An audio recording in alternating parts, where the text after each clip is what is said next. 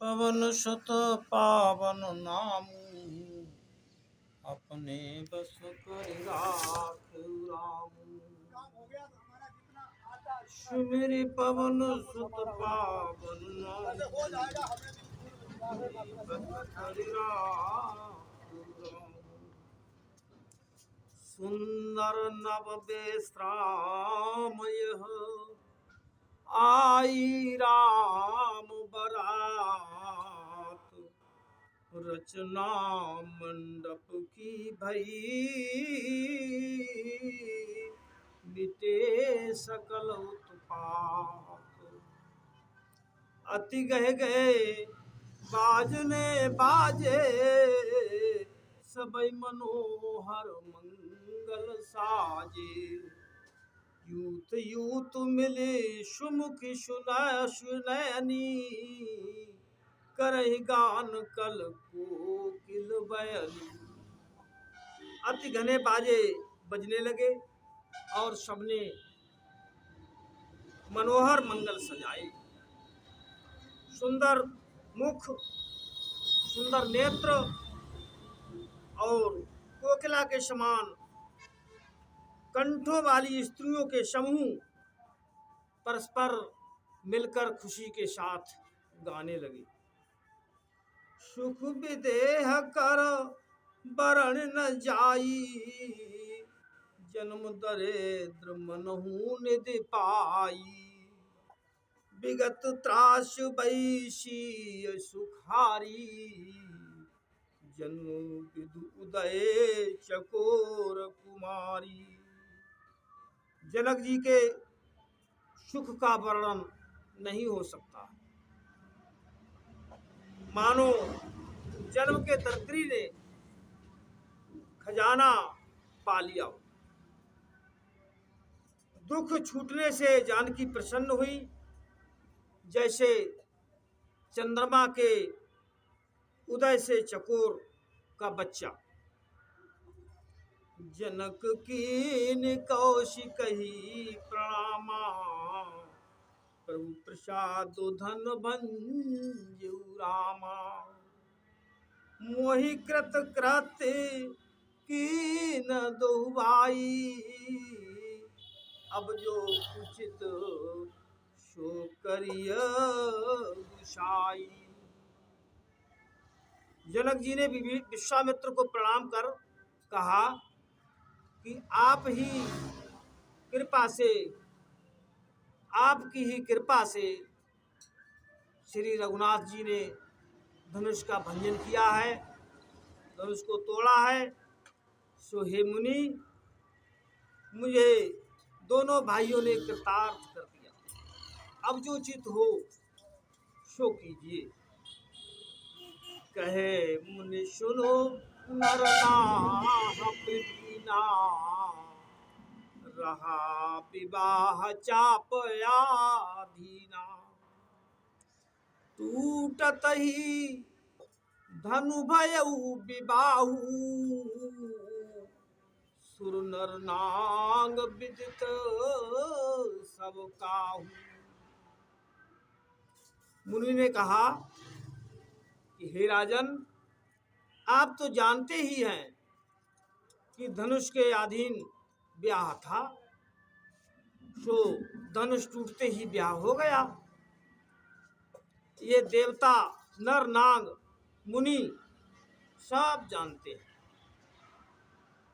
तदपि जाए तुम करहु अब यथा वंश व्यवहार। पूज विप्र कुल व्रत गुरु वेद विदित आचार। मुनि जी बोले, फिर भी आप अपने वंश का व्यवहार करिए, जैसा तुम्हारे वंश में व्यवहार होता हो उस प्रकार से आप अपना व्यवहार करो। ब्राह्मणों से, कुल के वृद्धजनों से, गुरु जी से और जैसा वेदों में विधान है वह भी सब करो। वेदों के अनुसार विवाह की 3 विधि हैं। पहली विधि स्वयंवर, जैसा कि पुष्प वाटिका में विधान किया है कि चली राख उर श्यामल सूरत। राम जी की मूरत सीता जी जब पुष्प वाटिका से चली तो अपने उर अर्थात हृदय में श्री राम जी की श्यामल मूरत बसा करके चली। दूसरी पिता दत्त विधि, जैसा कि पिता ने विधान रखा हो कि टूटत ही धनु भयो विवाह, धनुष के टूटते ही विवाह हो गया, ये पिता के द्वारा शर्त रखी गई थी, ये पिता के दत्त विधि थी। और तीसरा कुलोचित विवाह, अर्थात कुल के अनुसार, कुल की शर्त के अनुसार विवाह। इसी दोहे में कहा है सो यहाँ तीनों ही प्रकार से विवाह की प्रधानता अनिवार्य है, सो तुम कुल के अनुसार अपना व्यवहार करो। दूत अवधपुर पठ बहु जाई, आने नप दशरथ हे बुलाई। मुदित राउ कहे भले ही कृपाला, पठे दूत बोलते ही काला। विश्वामित्र जी ने कहा कि अयोध्या को एक दूत भेज दो जो राजा दशरथ जी को बुला करके लावेगा। राजा ने प्रसन्न होकर कहा कि बहुत अच्छा कृपा निधान, ऐसा कहकर और दूतों को भेज दिया। बहुर महाजन सकल बुलाए, आए शवन सादर सिर नाये। हाट बाट मंदिर सुरबासा, नगर समारोह चारु पासा।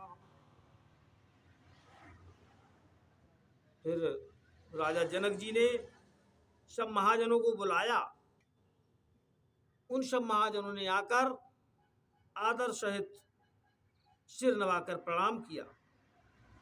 जनक जी ने उन सबको आज्ञा दी कि हाट बाट और देवताओं के स्थान, हाट अर्थात जहाँ बाजार सामाजिक स्थल, बाट अर्थात रास्ते,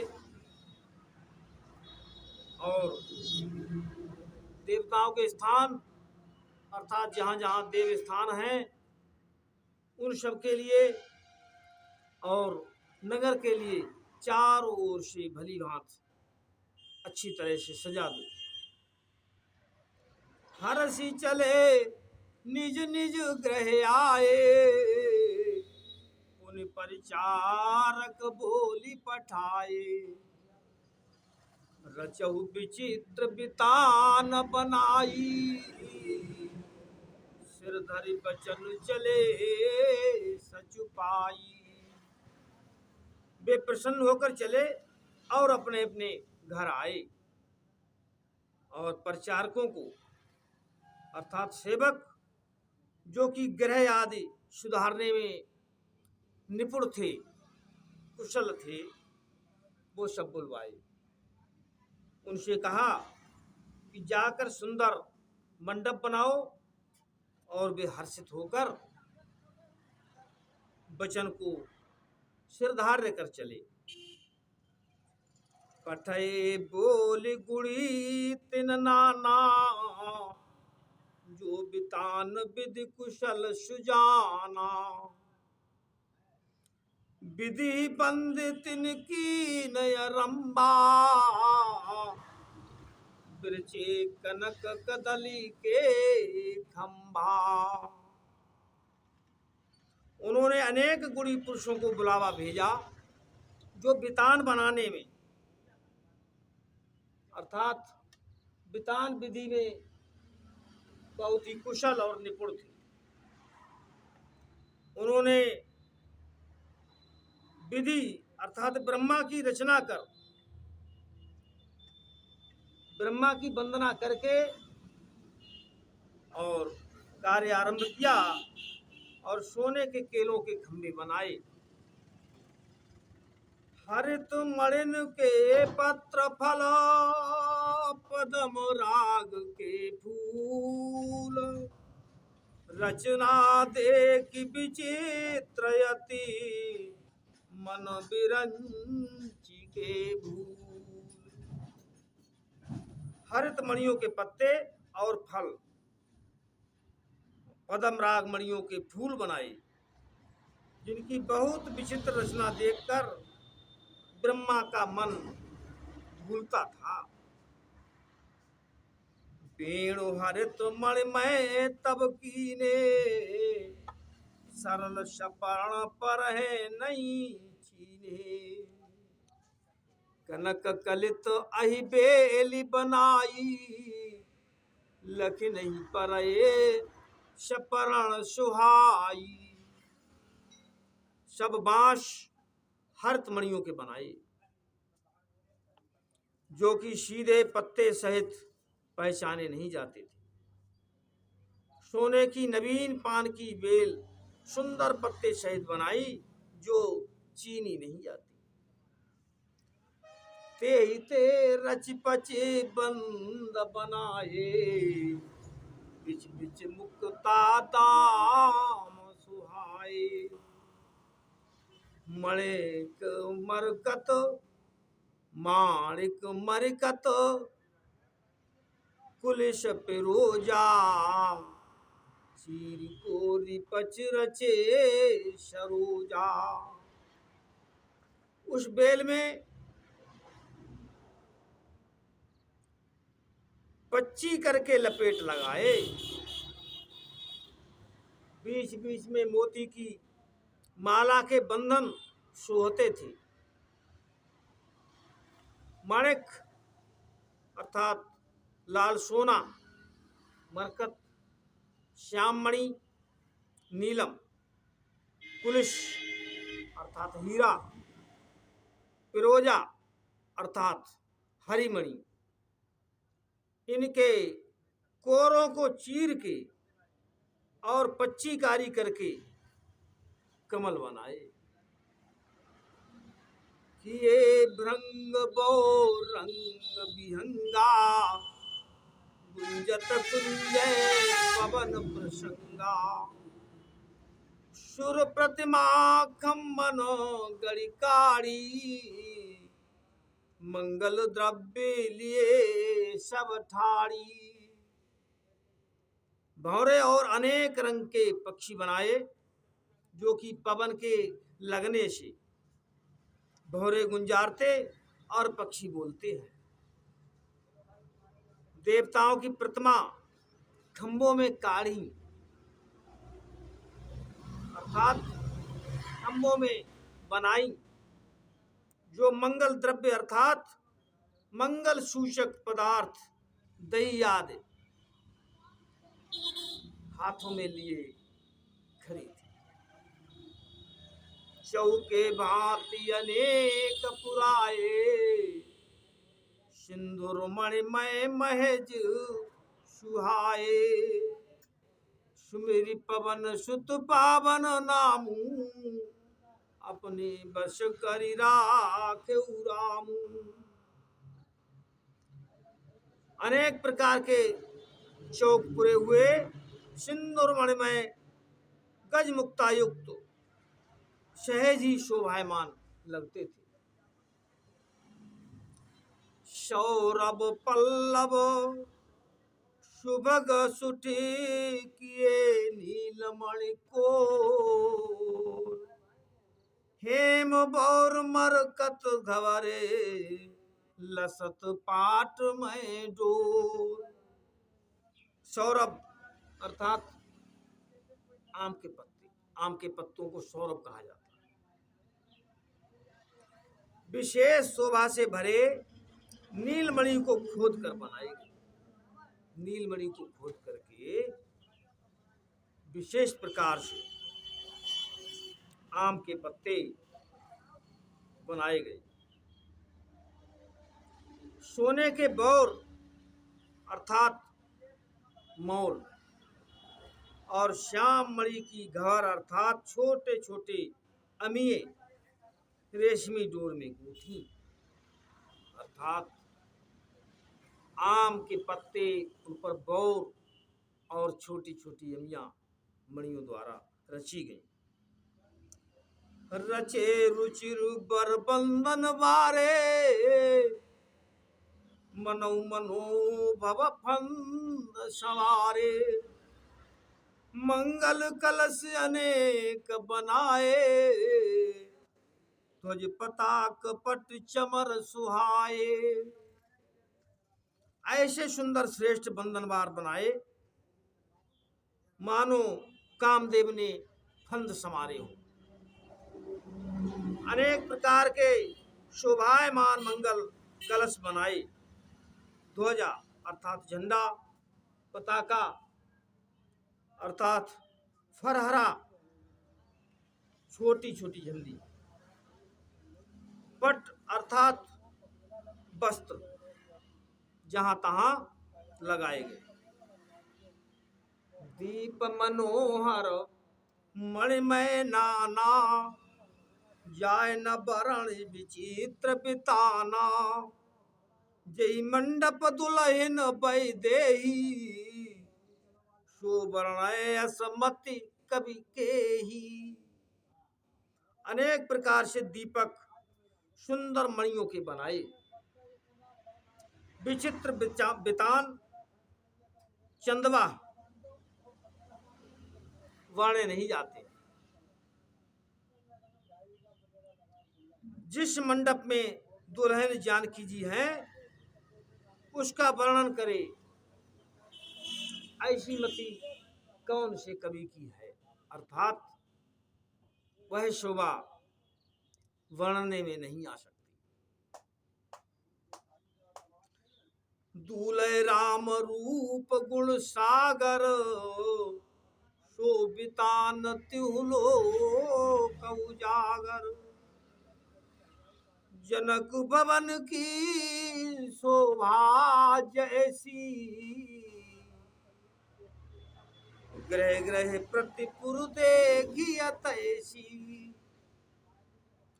जिस स्थान में रूप और गुणों के समुद्र दूल्हा श्री रामचंद्र जी बैठेंगे, वह मंडप त्रिलोकी में उजागर है। जनक के भवन की शोभा जैसी थी, वैसी ही पूर्ववासियों के घर घर की शोभा थी। जय तेरहुत तेई समय निहारी, तेई लघु लगे भुवन 10 चारी। जो संपदा नीच ग्रह सोहा, शोभिलो किशोर नायक मोहा। जिसने जनकपुरी उस समय देखी, उसे 14 भुवन थोड़े लगने लगे। जो संपदा नीचों के घर में शोभायमान है, उसे देखकर इंद्र मोहित होता है। बसे नगर जय लक्ष्य करी कपट नारी बरबेश, तेही पुर की शोभा कहत सकुच सारद शेष। जिस नगर में लक्ष्मी कपट से सुंदर स्त्री का वेश धारण कर रहती हैं, उस पुर की शोभा कहते सरस्वती तथा शेष जी भी सकुचाते हैं। पहुँचे दूत रामपुर पावन, हर से नगर बिलो की सुहावन। भूप द्वार तिन खबर जनाई, दशरथ नृप सुन लिए बुलाई। उधर दूत श्री रामचंद्र जी के पवित्र नगर अयोध्यापुरी में पहुंचते हैं और पुष्यपुर की शोभा उनके मन को बहुत ही अच्छी लगी और उस शोभा को, मन को हरने वाली शोभा को देखकर दूत अति प्रसन्न हुए। राजा के द्वार उन्होंने खबर की। राजा दशरथ जी सुनकर बुला ली, अर्थात उन्होंने राजा दशरथ को खबर भिजवाई तो राजा दशरथ ने सुनते ही उन्हें बुलवा लिया। करि प्रणाम तिन पाती दीनी, मुदित महीप उठ लीनी। बारि बिलो तत बाँचत बाती, पुलक गात आई बर छाती।